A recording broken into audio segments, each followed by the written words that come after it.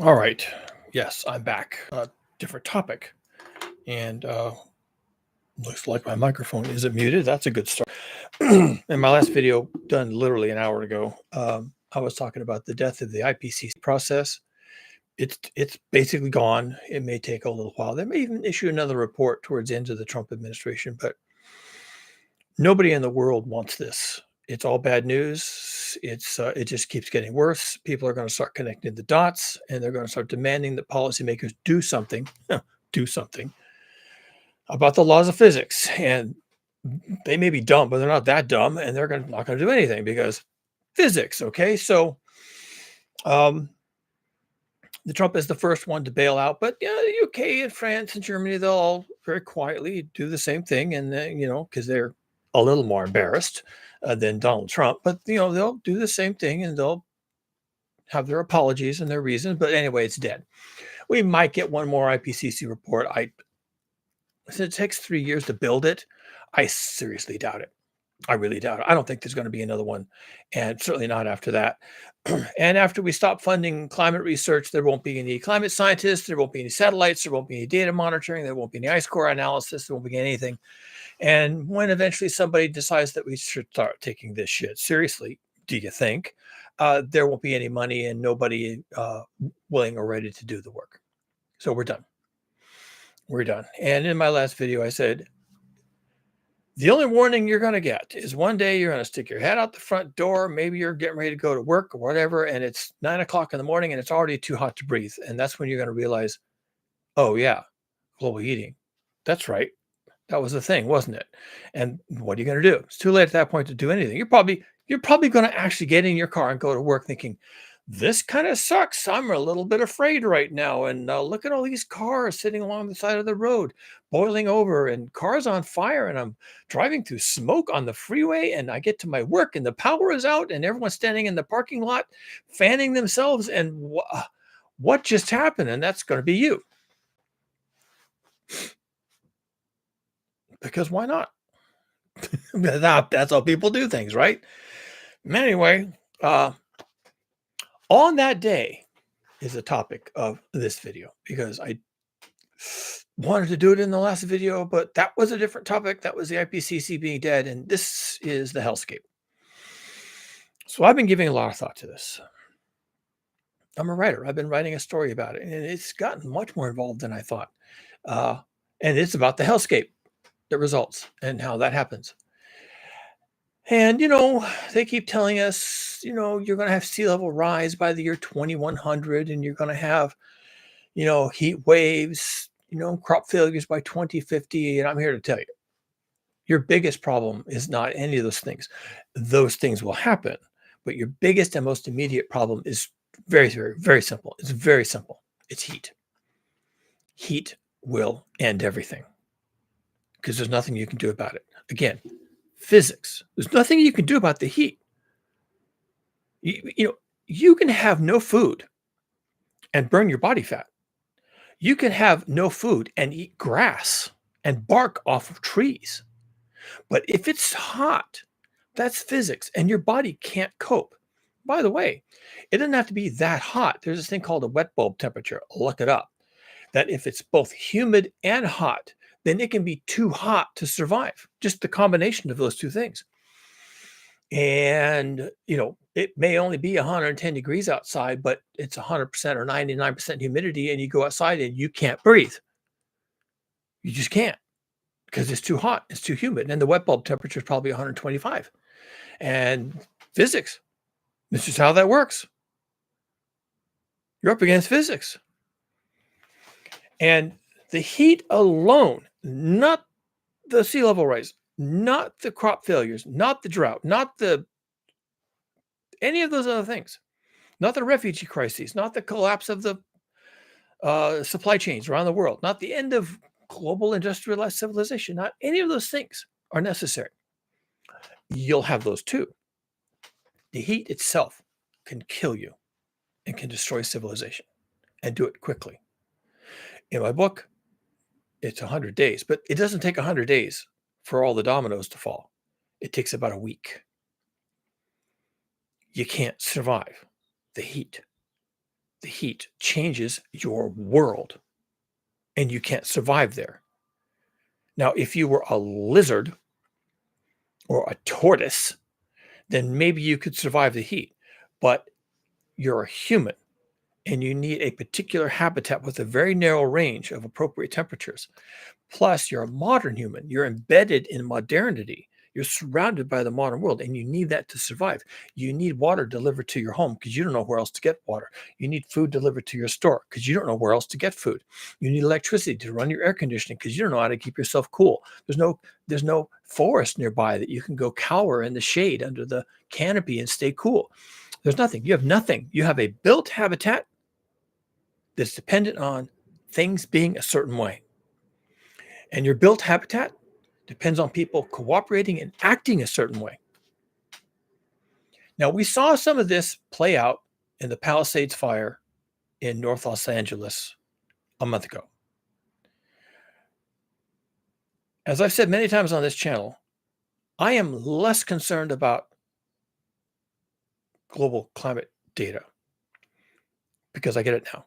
I don't need any more data. And the IPCC process going away doesn't bother me at all. What I am more interested now is how people behave. And where do I get my data on people? From the news.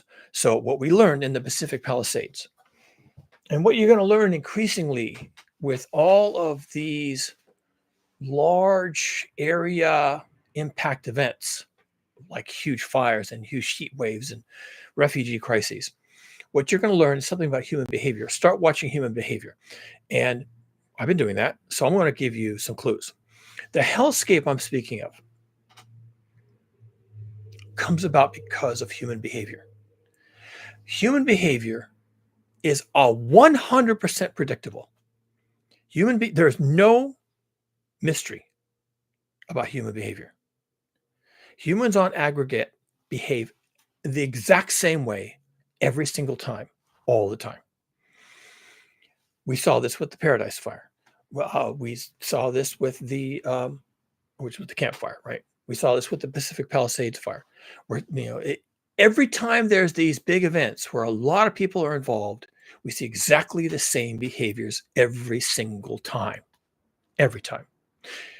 The western part of North Carolina got the remnants of Hurricane Helene. They were told they were going to get 20 inches of rain. They did exactly nothing. Zero. They did zero to save themselves.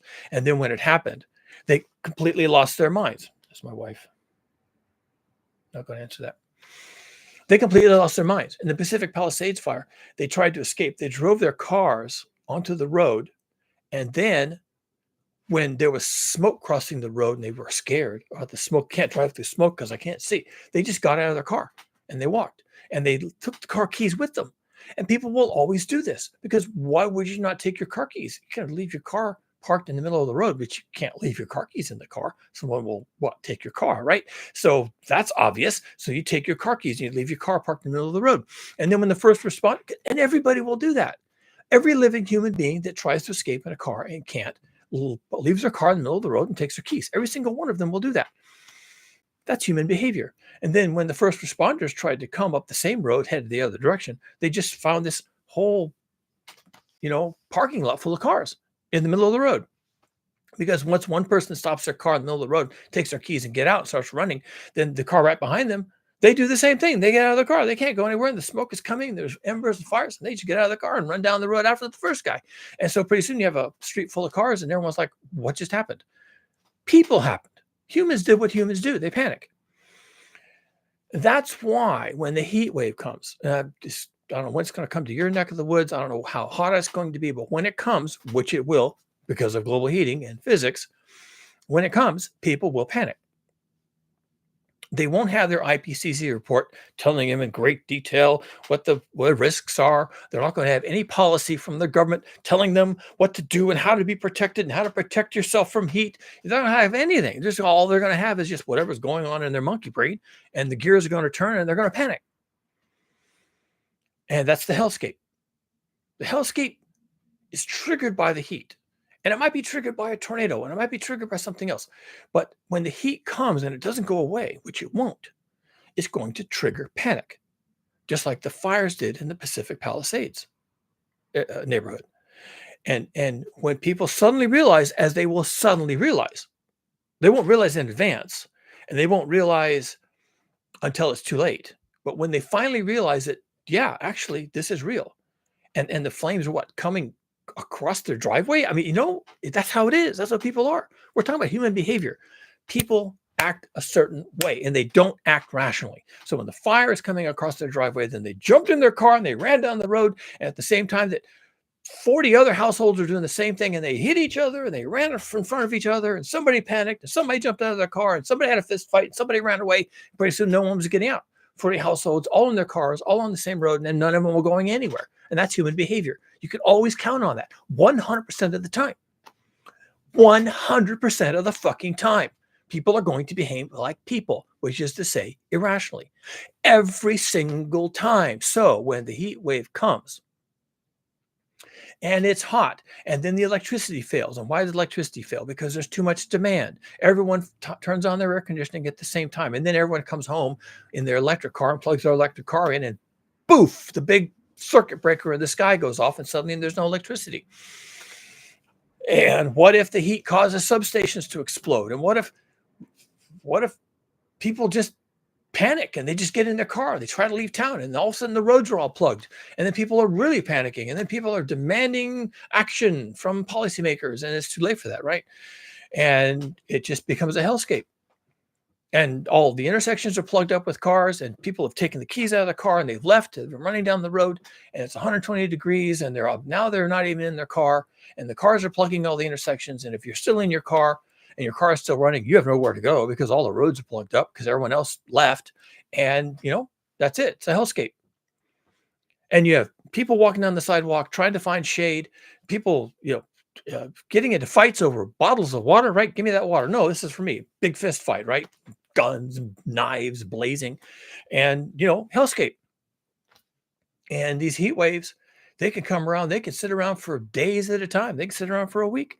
And if they're big enough, even if it's moving slowly across the country, the whole entire country can be impacted by a heat dome.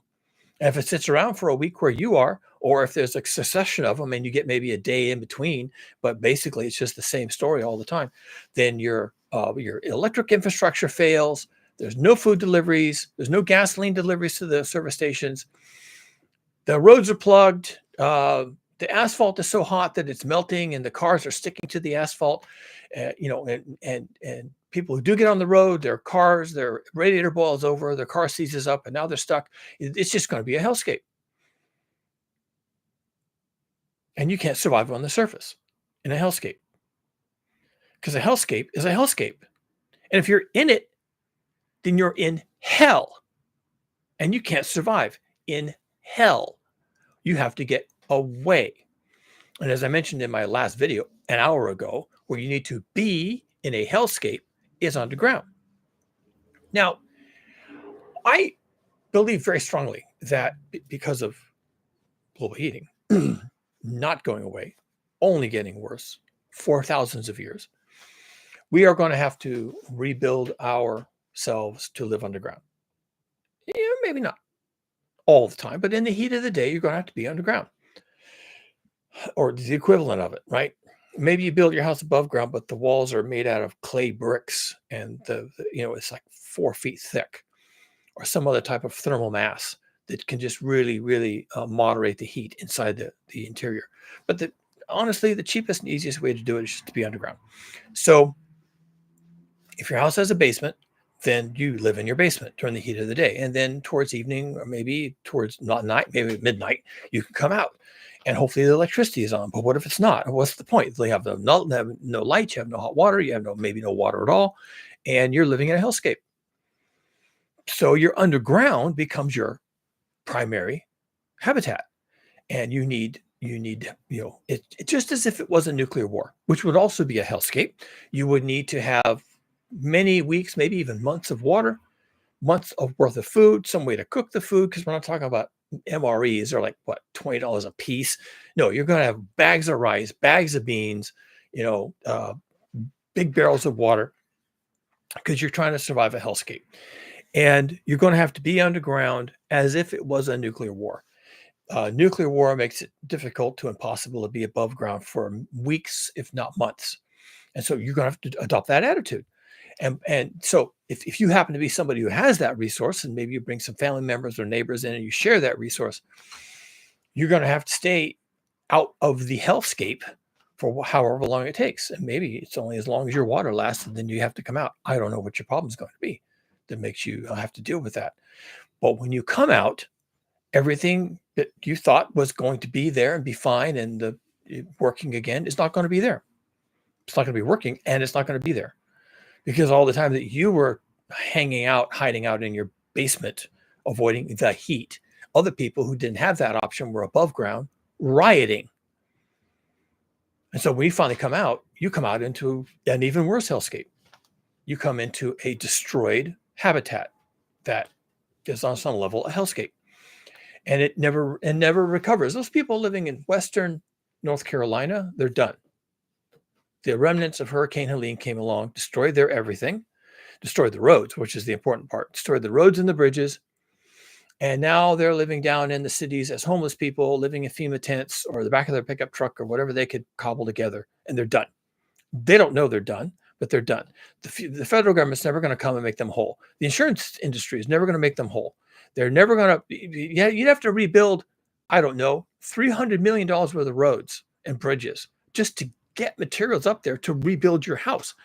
And how long is that going to take? $300 million, fine, but it's still going to take a couple of years, maybe, right? And then you're hoping that it doesn't happen again in the meantime. So they got 2 years or so to get their opportunity to go back up there and rebuild. And will they? My guess is sometime in the next 6 months, like when summer comes, they're just going to say, oh yeah, fuck this, I'm out. They're going to get out. And they don't have a job. Maybe they have some savings. Maybe they can sell some stocks and bonds. I don't even know what their story is. And they're just going to have to leave. Where are they going to go? I don't know. But they're not going back where they used to live because that's done. Those people are in a hellscape. And they're lucky that they're surrounded by functioning communities. They're living in a tent, but just across the street, there's a functioning Starbucks. And right down around the corner from that, there's a bakery. And further down the street, there's a fire department. And everything is working. And the Red Cross comes by and brings them food and water. And there's bottled water being delivered by FEMA. And there's a FEMA tent. And there's, all this money coming in from the state and the county. And so they're kind of not doing too badly because they're surrounded by functionality. But if there's a heat dome that comes for, say, the U.S. Southeast, not Western North Carolina, but the entirety of the Southeast, and it sits there for a week or 10 days or 2 weeks, and it blows up all the air conditioners and it downs all the power lines and the substations explode from the heat and the transformers explode from the heat. And, there's no semi trucks coming to deliver food because the streets are plugged with cars from people trying to escape the heat and failing to do so and walking away from their car and taking the keys because dumb, then, it's going to be a hellscape. That's it. They're done. And it's not just Western North Carolina in this case. It could be the entirety of the Southeast, all of it, from, East Texas all the way to Georgia. Could be just fucking done. 1-2 week heat wave. And all the problems that come with that. All the problems that just add, and then they're done. And they think, well, the heat's finally gone. I guess now we can rebuild. We'll fix all the thousands of transformers that blew up on the poles. Okay, good luck with that. And then we're going to haul away all the tens of thousands of bodies and do something with those. Okay, that's going to be pleasant. And then we're going to get the water treatment back online and the sewer processing back online. And okay, fine. Are those people even still in the country who run these things for you? And are they going to have electricity to operate this stuff for you? And you could come out of your 2-week heat wave ready to start over, and you're months away from starting over, just like these people in Western North Carolina. They're years away from starting over. They took such a massive hit that they are now refugees in a hellscape. If you go there and talk to them, and they'll tell you that, and they'll be angry that you even came asking. They'll say, oh yeah, this really sucks. Who are you? Are you from FEMA? Do you have money for me? But then get out of my face. I don't want to talk to you. The guy, the reporter from Fox News, he had to identify himself. Oh, I'm a reporter from Fox News, the good guys. And they're like, all right, maybe I'll talk to you then because you're MAGA. So maybe I'll talk to you. And he was finally able to talk to these people, and they were not happy. Yep. We just need money. We just need help. We're not getting it. And of course, they couldn't blame it on the Biden administration, which they did it first, because now it's the Trump administration. And Donald Trump hasn't shown up with the money either, right? He's not fixing the bridges and the roads. He's not sending Elon Musk down there to supervise all that. There's nothing, man. They got nothing. And they can't really complain about the administration. They'd love to. And if it was Biden, or the election had gone differently, it was that other woman, whatever her name was, Kamala Harris. If it was Kamala Harris, they'd be, oh, this administration, they got no game. They're not helping us. They're leaving us out to twist in the wind. Well, since it's Trump and Elon, they can't really say that. And they're just like, yep, we need more help. Any help real soon. Things are not looking good around here. Just need a lot of help, And they're not blaming anybody, because that would be Elon Musk and Donald Trump. And they don't really want to go there. Not on national TV. Can't have that. So, yep, we need help. Get them down here. Would appreciate it. And changing their tune real quick, right? Because they know that they're being hung out to dry. And if you're living in the Southeast, and there's a big fucking heat dome comes in there, as it will. I need to talk about that. Why is this happening? If you're living in the Southeast, there's a big fucking heat dome coming, and the wet bulb temperature, look it up, is 123 degrees, and you can't even go outside. You can't breathe the air, and that sits around for 2 weeks, right? Then the Southeast is done. They're done. They're just done. I don't know how else to say it. There's not enough superlatives. They're just done. Forever. They're done forever. But they'll never fix it. Just like those people in Western North Carolina. They're done. They're never going to get fixed. Their only real option is to leave or start over in some other part of North Carolina, right? If they have to stay in North Carolina because that's where their job or their business is, well, then I kind of understand that. But you please don't wait for someone to rebuild your house for you up in those canyons up there in North Carolina, because they're not going to do that. They got $300 million worth of road repairs to do before they can do anything for you, right? So you have to get out. And when the heat wave comes, the heat dome comes, it sits over the U.S. Southeast for 2 weeks with a wet bulb temperature of 125 degrees. No one can breathe the air. It's going to be a hellscape by the time it moves on. By the time people start coming in there with their news microphones, and this is Fox News Special Edition, roar, okay? When they come in, there's just going to be bodies. People sitting in their car in an intersection, cooked in their car because their car stalled and they couldn't get out, or the whole intersection is full of cars and they pulled up the intersection. All these cars aren't moving. And they didn't know that. And so the cars kept not moving. And then they're sitting in there in the intersection. And they're like, I can't stay here. These cars aren't going anywhere. I'm going to die in my car. I've got a quarter tank of gas, but I can't even get to a service station to refill my car. And I'm 10 miles from home that way and 10 miles from my sister's house over there. And I'm stuck here in this intersection. And they're just going to get out of their car. Now what happens to that intersection? Now the intersection has 200 cars blocking the intersection because everybody comes to the same conclusion at the same time. I got to get out of here. And then they put their foot out of their car and they put their foot on the asphalt, and the asphalt is molten. It's melted because physics. So they put their foot down and they try to lift their foot to make a move out of the car. And like, wait, I'm stuck to the road. What the fuck is this? It's called a hellscape. And so their shoe is going to be stuck. And then they have to untie their shoe and pull their foot up and close the door because it was so goddamn hot. And now they have only one shoe on and a sock. And now they really can't go anywhere. They're like, I can't get out of my car. Wait, am I stuck in my car? Jesus, I can't go anywhere. I can't even walk away from here. If I get out of my car, I get stuck in the asphalt. It's tar. It's sticky tar. I can't even walk out of here. What are they going to do? Well, maybe they get really smart. Science fiction, right? Okay. Maybe they get really smart and they're a man and not a woman, and not a woman with a kid to take care of. All the stars have to line up here, right? For Bruce Willis to pull this off. They get out of the car, they get up on the hood of their car, they jump car to car. They finally get to a concrete sidewalk, which is also too hot. They only have one shoe on. The concrete is so hot you could fry an egg.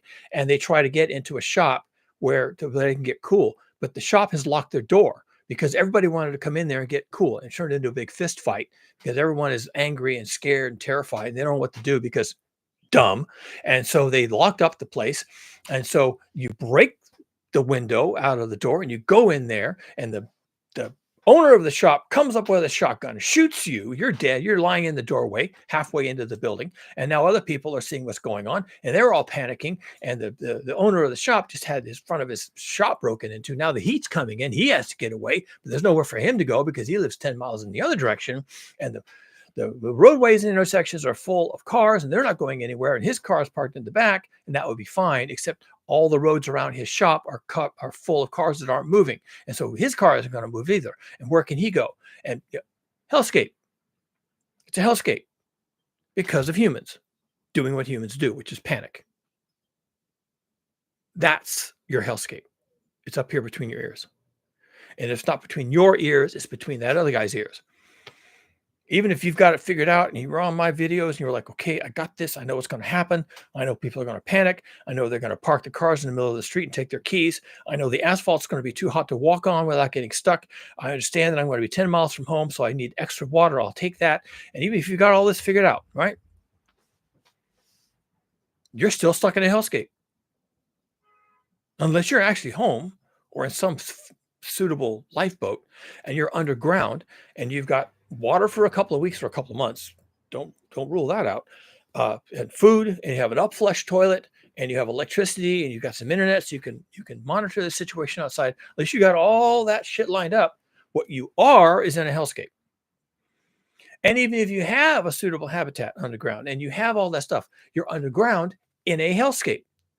And when you come out of your underground, you're emerging into a hellscape.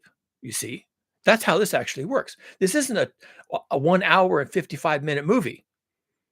This is a hellscape. And it's not fictional anymore. It's not me making a video. It's you living in a hellscape, because that's what's going to happen. Changing subjects slightly. So I was watching Max Velocity. He has a channel. He's a young guy, still in college. He's studying meteorology. And so he started his YouTube channel, I don't know, 6 months ago. He's already got 1 million subscribers, okay? And people love his weather. He does a pretty good job with the weather, actually. He's not a climate scientist, but he does a decent job with the weather. He has good information as a weatherman. He's not doing traditional weather like, there's a 25% of rain tomorrow. Ha ha, back to sports. He's not doing that, okay? He's giving himself 15, 20 minutes to go on about the weather. And he does a decent job of it. And I like the data. I just like, okay, Max, what do you got for me today? He's not a climate scientist.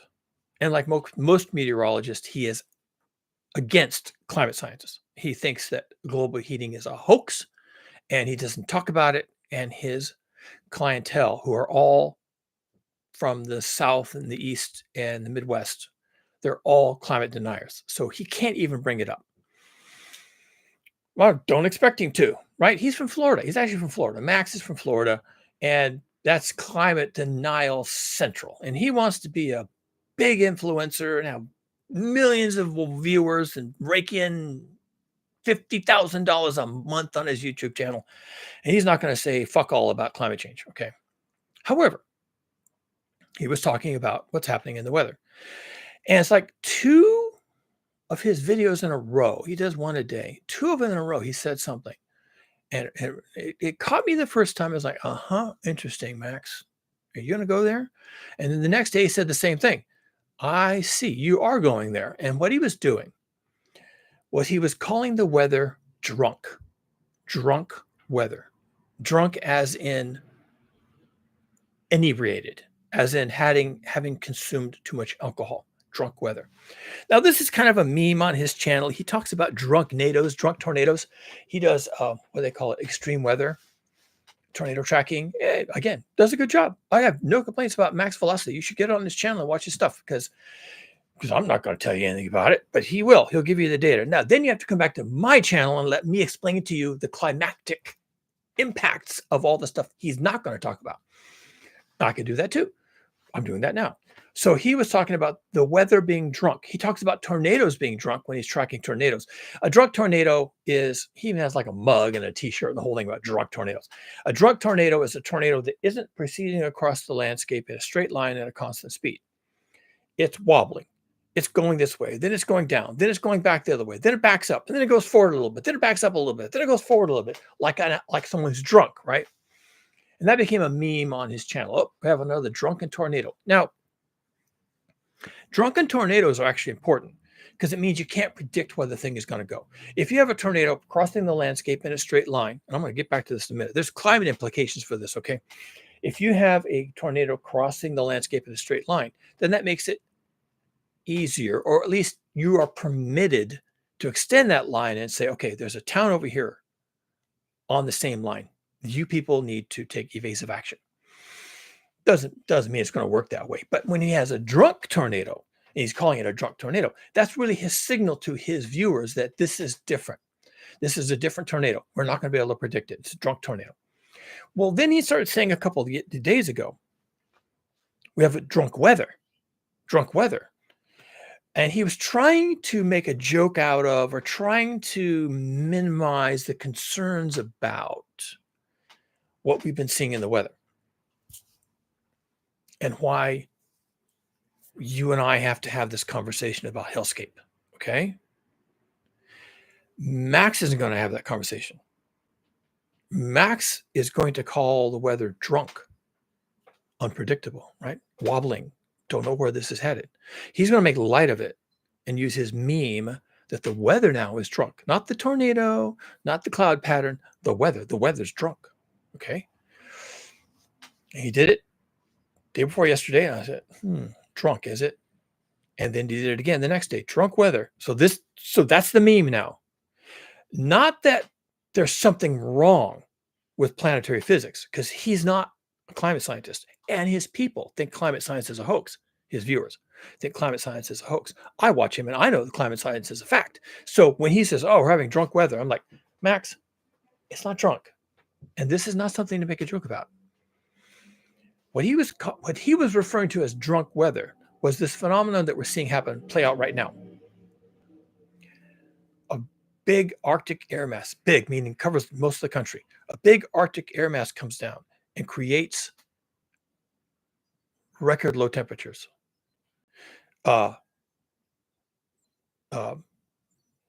Instrumental temperatures that are in the single digits Fahrenheit, and even like 20, 30 degrees below zero Fahrenheit. Okay.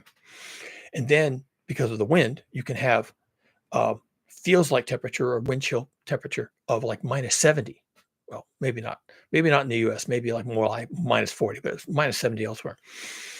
And so, and then after you've had that for 3 days, right?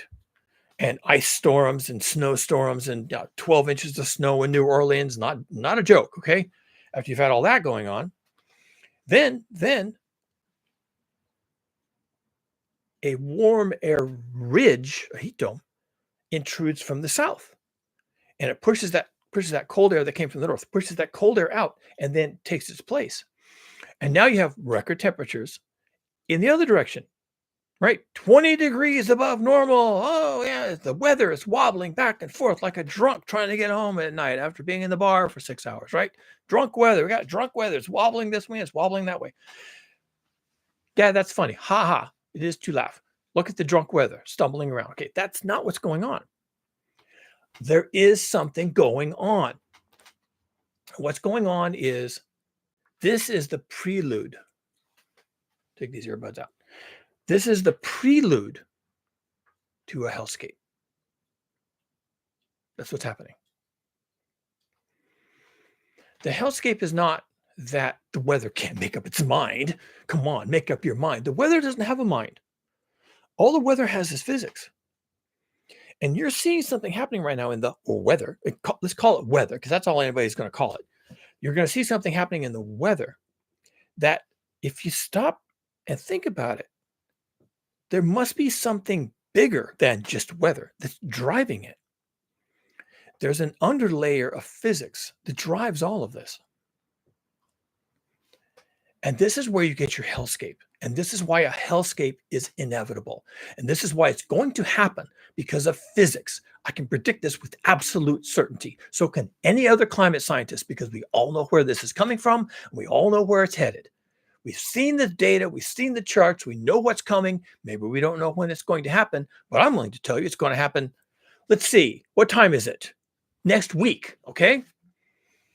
And what is it? What is the underpinning that Max, in his youthful enthusiasm, calls drunk weather? There is what's happening right now is a complete and utter breakdown of the Earth dynamic system. Everything that you ever thought was predictable, seasonal, manageable is going out the window. Because everything you've ever experienced, wherever you live, that you used to call weather, or even your regional climate, if you like, is now blown to rat shit. The Earth dynamic system is busted.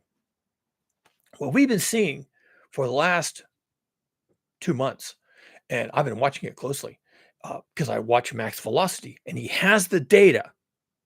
It's the correct visualization of the correct data. He has it.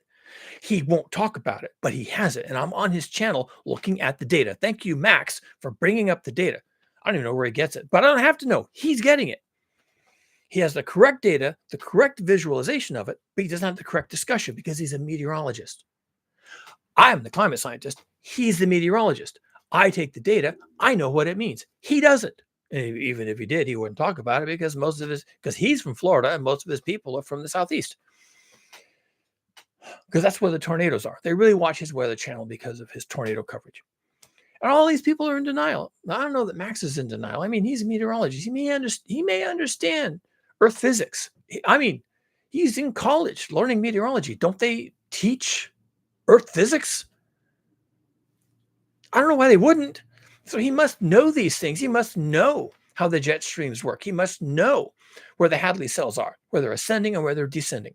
He must know the climate data. He must know what's happening with the CO2 levels in the atmosphere. He must know about the greenhouse effect. Surely they talk about these things in meteorology school.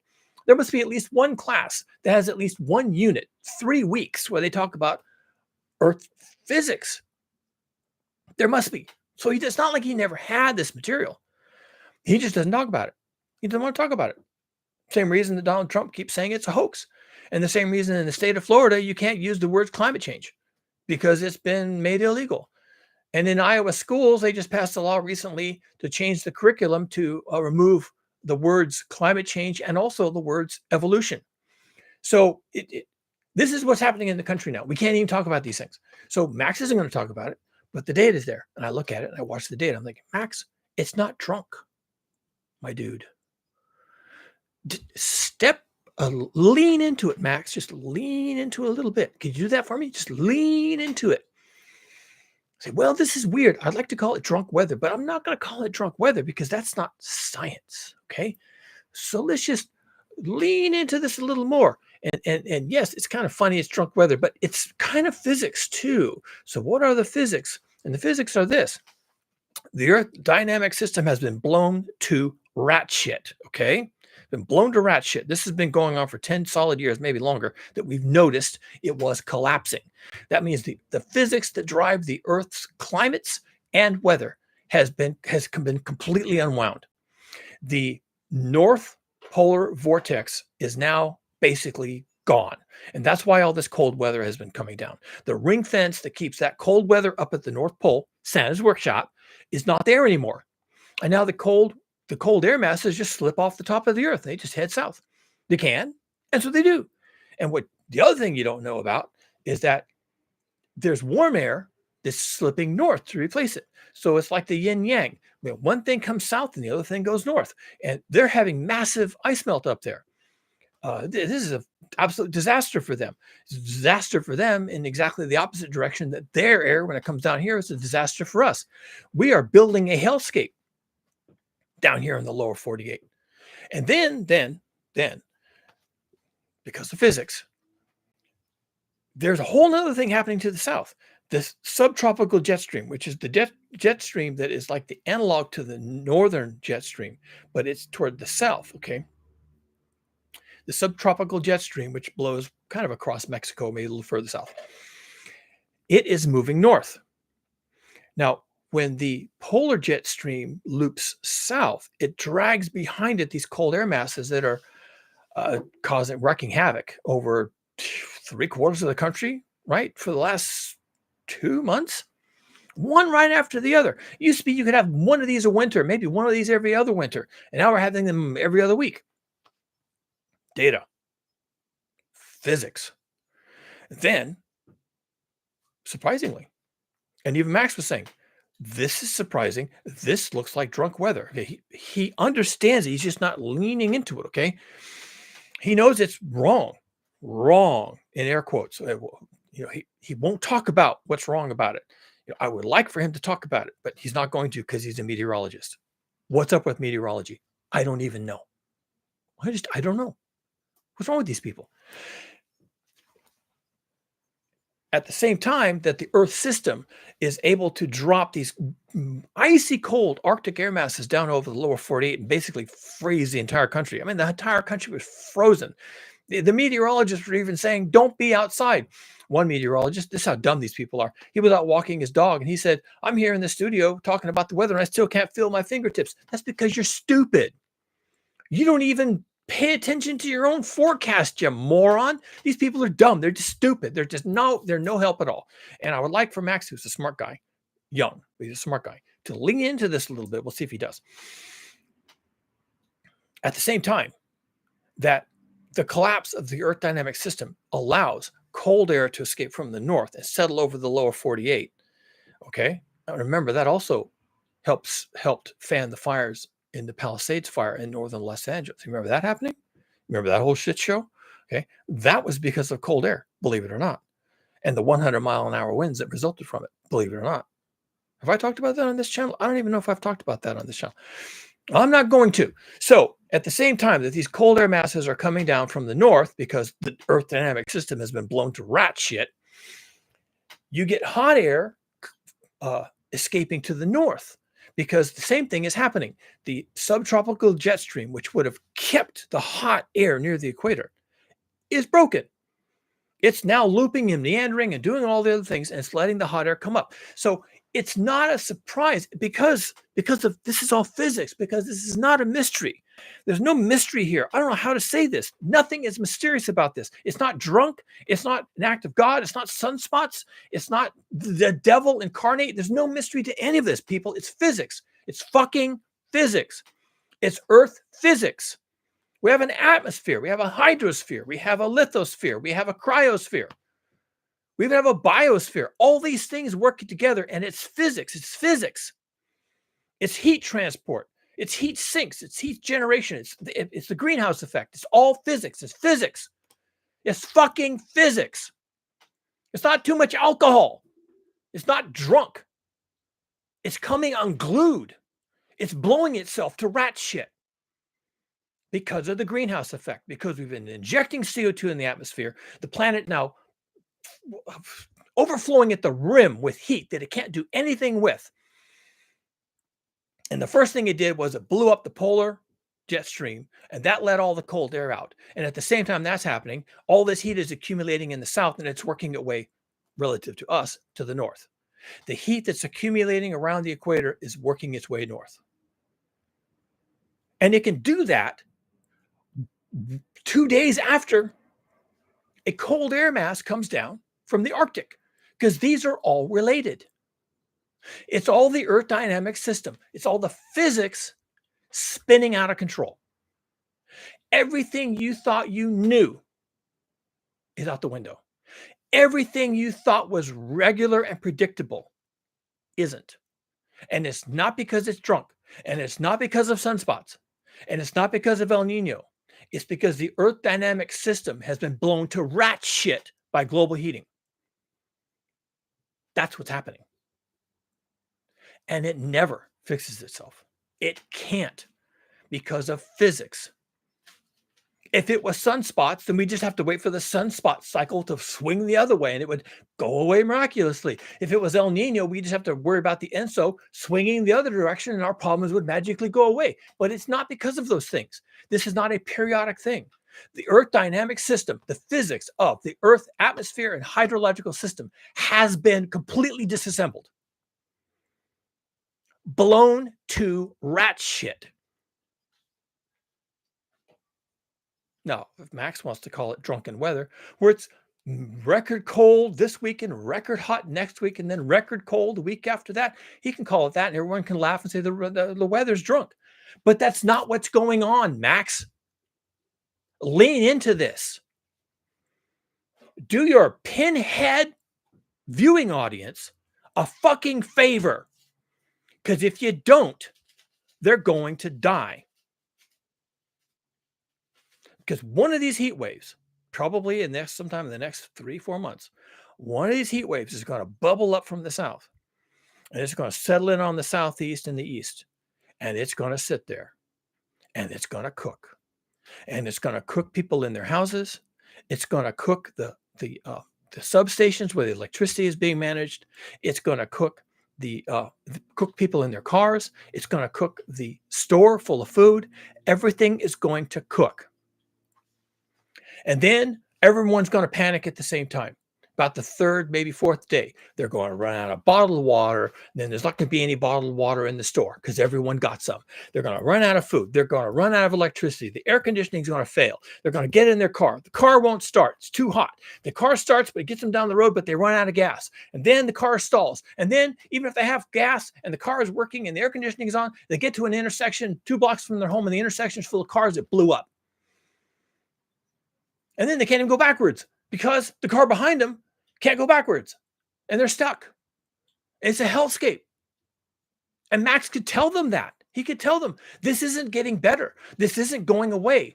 I don't know how to tell you this, people, but the Earth dynamic system has been blown to rat shit. And everything you thought was permanent and eternal and predictable no longer is. You're embedded in a global atmospheric machine that has torn itself to pieces because of global heating. Get used to it. And when does it fix itself? Never. It can't, because the input, the sunlight that's driving this system bonkers, isn't going away.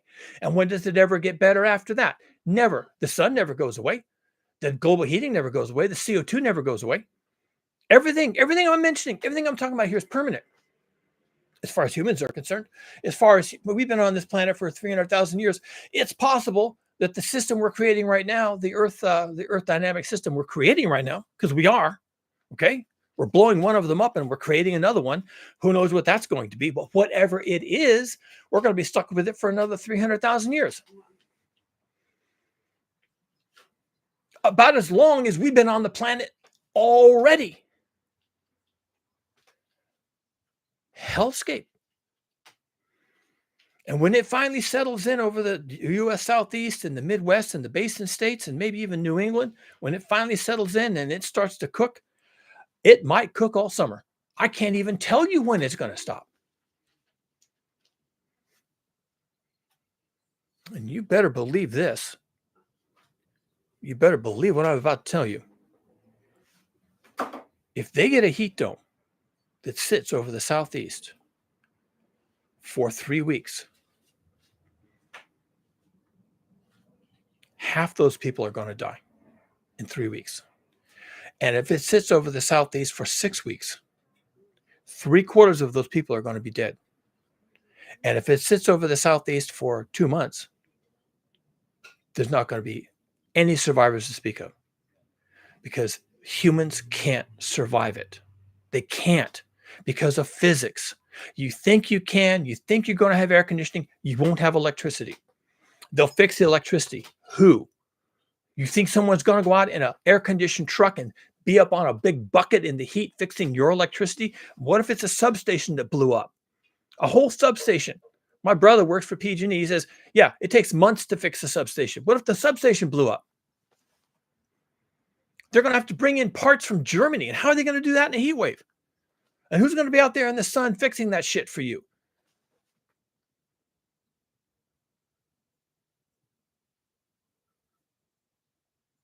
Hellscape. There is shit coming for us that is absolutely terrifying. Okay, Donald Trump has pulled us out of the Paris Climate Accords. Fine. He's pulling the U.S. out of the IPCC process for climate science. Okay. All the states of the union will eventually make it illegal to talk about climate change. Fine. None of that changes physics. Physics doesn't give a fuck what you can talk about or what you think is true. Physics is just going to do its thing. And if someone told you, oh, yeah, gravity is fake, here, jump out of this plane. You don't need a parachute. You'll just fly like a bird. And you jumped out of the back of the plane and tried to fly like a bird and it didn't work. Well, then it's too late for you to say to yourself, well, that guy was lying to me. Because physics and gravity was always there. And just because Donald Trump tells you that gravity is a hoax, don't go jumping out of airplanes without a parachute. Because physics is real. And just because you can't talk about climate change in Florida and Iowa and Texas and Louisiana and Mississippi and Alabama and all these other places, just because you can't talk about climate change because it's illegal and it's a hoax, when that heat dome comes and it sits on your head and it cooks you, you're going to be cooked because physics. And these people are not ready for this. And when it comes, they're going to panic because they're not going to understand. They're not even going to understand how they can save themselves. They're just going to panic, and they're going to be what people are. They're going to be angry, and they're going to be all frothed up, and they're going to be rabid, and they're going to be pointing fingers and pointing guns, and I'm going to make myself heard on Capitol Hill, whatever. Physics doesn't care. Now, could we do something to save people? I don't know. It's going to cost money. When that happens, when that heat dome comes and it sits on your head for 3 weeks and it shuts off your electricity on day 3, and there's no food in the stores and there's no water and it's whatever you can get out of your tap, and you're sitting in your house and you're sweating bullets and there's no electricity and the air conditioner stopped 3 days ago, and you're sitting there and you it's too late. Where were you supposed to be on that day? Day 6 of a 6-week heat dome. Where are you supposed to be? You're supposed to be underground. That's the only place you can be. The ground will help moderate the temperature. And if you are underground, pretty much deep underground, okay, and you have a large space, so there's air to breathe, and you can move around, and you have food, and you have water, and maybe electricity, maybe some internet, but that's a lot.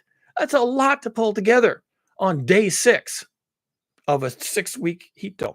That's a lot to try and pull together. And you're not going to do that. So you'd have to pull that together today. And is Max on Max Velocity Channel going to tell you, yep, today is the day? No, he's going to say the weather's drunk. Yeah, it's that drunk weather. Ha ha, that's funny. We should all go out and have a drink. Be as drunk as the weather is. He's not going to tell you that. He's not going to tell you what to do. He's not going to tell you get underground and have 2 months worth of water and food. And if you can bring some electricity down there, that's a good idea too. He's not going to tell you that because he's from fucking Florida. And fucking Florida, you don't talk about climate change because that's illegal, according to the Governor DeSantis and the bill he signed. You just don't talk about these things. And if you can't talk about something, you can't think about it. That's just how language works.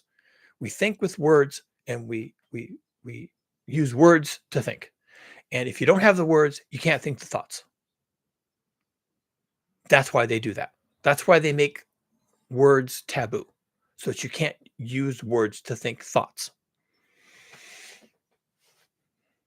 And for a lot of people, that's the solution. Just get rid of the words. And that's what they'll do.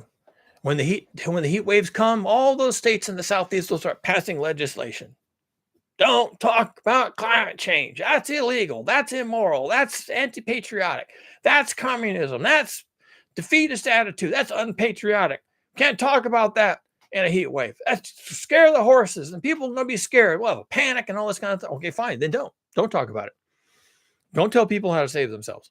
Don't help people get underground. Don't teach people how to, provision a basement. Just don't do it. Fine. That's one way to avoid the problem. Just don't talk about it. Then they die. And that's another way to avoid a problem, right? You think politicians don't think about that? I have 2 choices. I can tell these people the climate change is real, and then they're going to storm the Capitol. Or if they don't do that, I'm going to tell people that climate change is real and prepare for a hellscape. And they're going to say, why weren't you telling us that 5, 10 years ago so we could prepare? Okay, because now you're telling me that I have to have an underground habitat so I can stay underground for 2 months at a time, and I can't do that in 2 weeks. And now you're saying it's real, and you could have told me that 10 years ago, and I could have dug a basement 10 years ago. I could have made myself a shelter underground, but now I can't do that. So now you're telling me 2 weeks before I'm probably going to die, you're telling me, oh yeah, actually it's real, and really you need to be underground for the next 6 weeks, and you're just telling me that now, and 2 weeks later I'm going to be dead. That's how people are going to react to it, because that's the truth. At some point, the government's going to say you can't be above ground. They say that with tornadoes, by the way. So it's not like people don't get it, but the government hasn't really been signaling that correctly. So they haven't been telling people you're going to have to live below ground when it gets hot. They haven't been saying that, because living below ground is different than hiding from a tornado. The tornado comes through your neighborhood and it's there for what, 30 seconds, right? 30 seconds. And even if it takes your house out, you were underground, you come out, 30 seconds later, and you don't have a house, but at least you have your life. And that's what people say. Oh, at least we're alive. We had our tornado shelter, and at least we're alive. And if you've seen these tornado shelters, they're about the size of a bathroom, right? Because you don't tend to be down there for a long time. So you and your dog and your 3 children and your spouse and whatever, and you get down in the tornado shelter and you wait for the tornado to go by, and then you crack open the door and the tornado's gone, and you come out. And your house is gone, but hey, it's okay, because FEMA is going to show up with a FEMA tent, and you're going to have a FEMA tent. But at least you're alive. Your house is not there. And hopefully the insurance company will make it whole, and you'll have your house back. And you were down in your tornado shelter for 10 minutes. That's not what I'm talking about. I'm not talking about being in your tornado shelter for 10 minutes. I'm talking about being in your underground habitat suitable for long duration habitation for 6 weeks because of a heat dome. Not a tornado, a heat dome, not weather, not extreme weather, a complete breakdown of the Earth dynamic system. Physics comes hunting for you to kill you with heat. And you don't have to wait for the sea level to rise, and you don't have to wait for the food chains to break down across the planet. You just have to have a heat dome come tomorrow afternoon that lasts for 6 weeks, and you're dead. And that's how that works. We are, all of us, pretty much without exception, going to have to endure a hellscape caused by global heating. And the heating never goes away. And the hellscape will come back, and it'll keep coming back, and it'll keep coming back. And you can call it drunk weather if you want to. That's not very helpful. What it is, it's just a breakdown of the entire Earth dynamic system. And everything you thought about your climate and your neighborhood and your weather and your seasons is out the window. And you better start thinking about a hellscape and how you're going to survive it. Because when that heat comes, it's going to ruin everything. Nobody's going to be ready. Everyone is going to panic. They'll do all the wrong things, all the wrong way, consistently. Everybody do the wrong thing every single time. They have no understanding what's happening to them. They're going to run left and they're going to run right when the only solution is to not run at all, stay in place and be underground. But they're not going to do that because they're not ready. And they're going to run around and run around and run around. They're going to plug up the intersections, plug up the roads, break into the store, steal all the water, set everything on fire. And when you come out of your underground habitat 6 weeks from now, you emerge into a hellscape. Completely uninhabitable. That's how this goes. The breakdown of the Earth dynamic system is happening to us on the sly. Max is noticing. He's calling it drunk weather. It ain't drunk weather. It's something else, something far more violent, far more dangerous, much more troubling than drunk weather. All right? Very funny. Let's all get drunk along with the weather. Very funny. This is going to kill people. It's going to kill people by the millions. It's going to kill so many people that they can never be buried. They just get left. They get left behind. Like Middle Ages plague cities, where there's just so many dead people that the living people just leave and leave the dead to the rats. That's what we're heading into, a hellscape. And the only place you can survive this above ground hellscape is to be below ground for fairly long periods of time. And I'm not talking 10 minutes. I'm talking about 10 weeks. You better be ready to hunker down and wait it out. And then when you come up, you'll be lucky. You'll be lucky if there's anything that humans can use to survive. You'd be really lucky if it didn't all burst and burn and melt and be looted and destroyed. You'd be lucky. You escaped a hellscape and you emerged into one. And that's how this ends. Maybe there'll be some sea level flooding, right? Sea level rise and flood the coastal states. And maybe there'll be some, food crises and other supply chain crises, maybe inflation, right? Maybe we'll have some inflation. Yeah, maybe we'll have that. But about the same time all that is happening, you're going to find yourself in a hellscape. And you're either going to die there or you're going to survive it and emerge into it because there's no escaping it. It's already started. It's drunk weather. Woohoo. No, it's not. It's a collapse of the Earth system. It's coming completely unglued. It's not going to glue itself back together again. And this is not cyclical, and this is not the seasons, and it's not the sunspots, and it's not the El Nino, and it's not anything else. It's the Earth dynamic system being blown to rat shit. And you don't fix that because physics. And whatever happens to that system, we're going to be stuck with it for thousands and thousands of years. And if a heat dome comes to the southeast or the southwest and it destroys everything, it could come back 6 weeks later. It could come back the next year. It could come back every single year, twice a year for the remainder of human lifetime on Earth until we're all extinct. It could just keep coming because physics. And the physics right now are trying to kill us.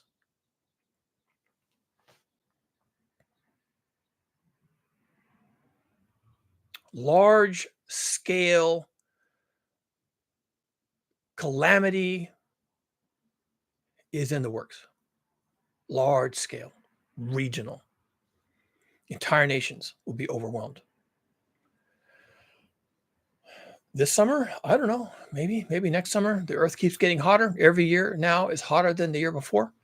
And the deviation above records is itself becoming worse every year. We're now on a glide path towards an uninhabitable Earth. That's all you need to know. One of these days, you're going to stick your head out the door thinking you're going to work or going to school or going to the store to get food, and the air is going to be too hot to breathe. And will the weatherman tell you this is going to be the next 6 weeks? Maybe, maybe not. Will they tell you stock up on water and food and be prepared to tough it out? Maybe. Will they tell you your power is going to fail and your air conditioning is going to fail? So be sure that you're someplace where you don't need air conditioning to survive? I doubt it. Will they tell you you're better off to be underground for the next 6 weeks with food and water and, access to the internet? Nope. They're just going to let you figure it out because they don't want to talk about it because global climate change is a hoax. And we can't use those words because it's illegal and it's taboo. And Donald Trump says it's not real and it's fake news. And so where are people going to be? They're going to be above ground in a hellscape with their shoes stuck to the melted asphalt. That's where they're going to be. Well, you've been warned. Watch for it. Watch for the drunken weather. Watch for the terrible thing.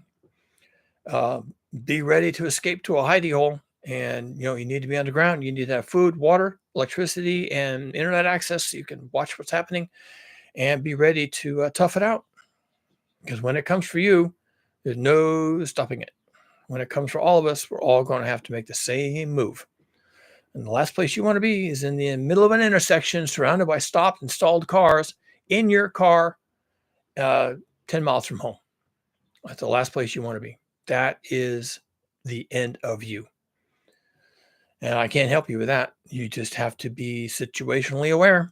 You're going to have to pay attention. So let's see. Let's see what happens, shall we?